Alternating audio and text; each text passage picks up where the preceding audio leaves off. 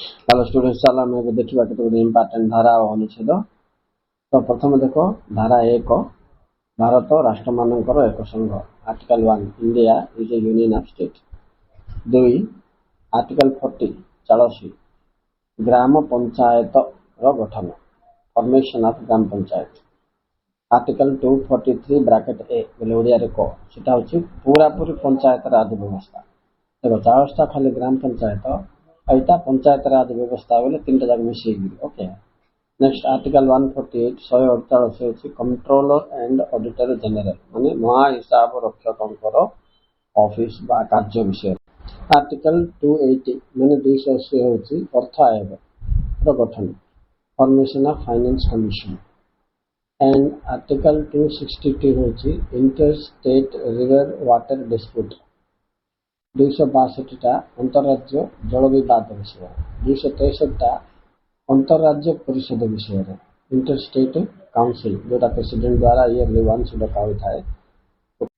Article 250 देखो centres control over state राज्य उपर केंद्र आधिपत्य। सेमती 248 248 होची अवशिष्ट क्षमता बा उद्बुद्ध क्षमता भी कहे सहित जड़ित। आर्टिकल 249 ओके 249 माने एटा राज्यसभार अनुरोध क्रमे जातीय स्वार्थ अनुसार केंद्र सरकार चाहिले राज्य तालिका उपरे आईन तैयारी करि पारिबो। The power by which the request of Rajya Sabha by 2/3 members parliament can make law on any item of the state list. Article 51 एटा बहुत इंपोर्टेंट। 51 टा कौन कहूँ इंडियन फॉरेन पॉलिसी भारतीय वैदेशिक नीति संपर्क में केमिति पड़ोसी राष्ट्र मान सहित भारत सुसंपर्क रखिबो से विषय रे दर्शाए ओके। नेक्स्ट है 312 article 312 it is all about all India service formation of सर्व भारतीय सेवा। अनुच्छेद नेक्स्ट माने शेड्यूल्स 3टा schedule 3 schedules are most important. 3टा अनुच्छेद सबसे important.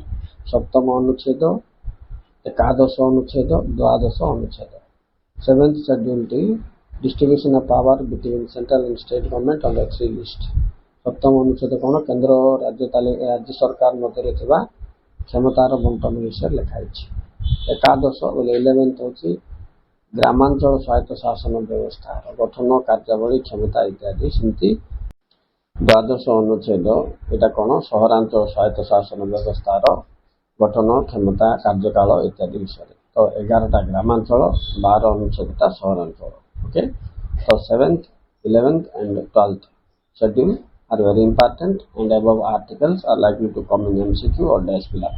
Okay, thank you very much for watching.